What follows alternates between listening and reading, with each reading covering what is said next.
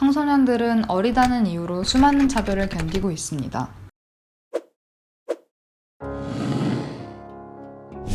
요즘 학교 참 좋아졌다고 하지만 아직도 청소년의 머리카락을 통제해야 한다고 생각하는 학교가 많이 남아 있습니다. 복장 규제는 좀 어떻냐고요? 이것도 조금 나아졌다고는 할 수 있겠지만 아직도 학생다움, 여성다움, 남성다움을 강요하며 속옷 색깔의 양말 색깔까지 정해주는 학교 역시 남아있답니다. 공부도 못하는 애가 꼭 그런 얘기 한다고요? 그럼 성적이 낮으면 차별도 참아야 하나요? 청소년에 대한 차별은 사회 구석구석 퍼져 있습니다. 민주주의 사회에서 투표권조차 없는 청소년의 목소리는 너무나 쉽게 무시당하고 맙니다. 청소년에 대한 차별은 청소년의 다양한 삶에 대한 차별과 겹쳐서 나타납니다. 여러분은 청소년 하면 어떤 모습이 떠오르나요? 교복을 입고 공부하는 학생? 누군가의 딸이나 아들? 겁없고 개념 없는 급식충? 어쩌면 이것들 모두 사회가 만들어낸 고정관념에 갇힌 청소년의 모습이 아닐까요? 세상에는 굉장히 다양한 모습의 청소년이 살아가고 있습니다. 그런데 이런 다양한 청소년의 삶은 너무나 쉽게 지워져 버리지요. 학교에서 휠체어를 사용하는 학생을 위한 안전교육은 왜 없는 걸까요? 급식에 고기가 나오면 모든 학생이 기뻐할까요? 학교와 집 바깥에 존재하는 청소년에 대해 생각해 본 적 있나요? 우리는 언제까지 이런 말들을 참고 살아야 하나요? 이토록 다양한 결을 가진 청소년들의 삶, 어떻게 하면 혐오와 차별로부터 자유로워질 수 있을까요?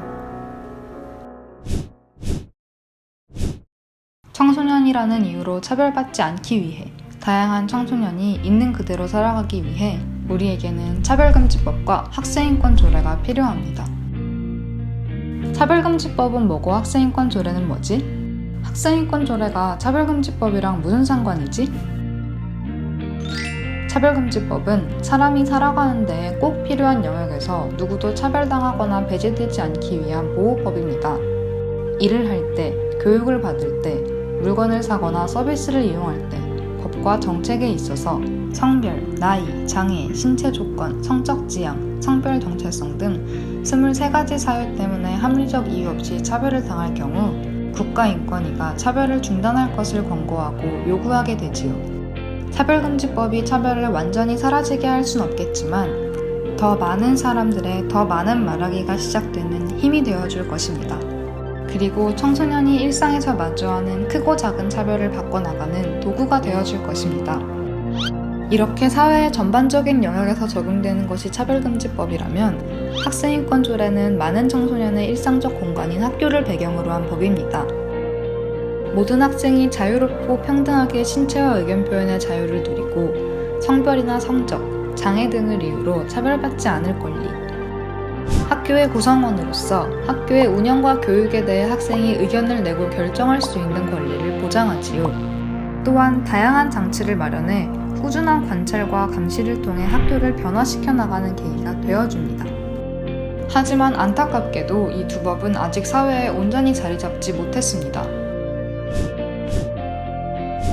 학생인권 조례는 지방자치법이라 지역에 따라 내용이 다르거나 학교가 무시할 만큼 강제력도 약하고 아예 제정이 되지 않은 곳도 많은 상황입니다.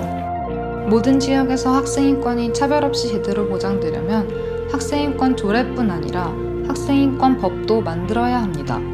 또한 차별금지법은 많은 사람의 관심 속에 국회에 발의되어 통과를 기다리고 있습니다.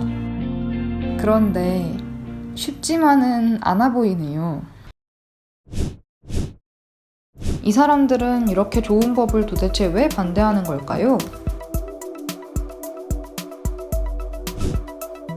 혹시 당신들이 보호한다는 청소년 중에는 성소수자가 없을까요? 성소수자는 도장되거나 반대하는 것이 아니라 존재하는 것입니다. 차별 좀 못했다고 무너지는 기업, 교육이라면 뭔가 잘못된 게 아닐까요? 무너지는 것은 교육과 기업이 아니라 차별입니다.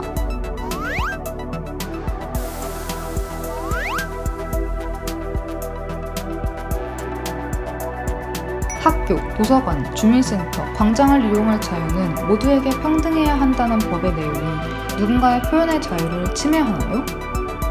혐오 표현의 자유라는 것은 결국 소수자의 삶을 사회로부터 밀어내는 것과 다름없습니다. 세상에는 N개의 나다움, N개의 사랑이 있습니다. 그리고 그것을 인정하는 사람들이 점점 더 많아지고 있습니다. 차별금지법 반대 논리는 학생인권 조례, 청소년 노동인권 보호조례 등 수많은 청소년 인권 관련 법과 조례, 정책에 반대하는 주장의 근거로도 사용됩니다.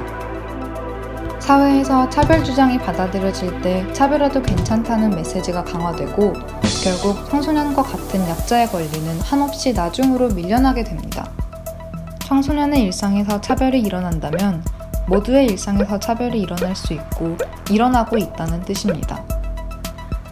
차별을 인식하고 고민하는 사회, 모두가 당당하게 목소리 낼 수 있는 사회를 위해 차별금지법과 학생인권 조례, 나아가 학생인권법이 꼭 필요합니다.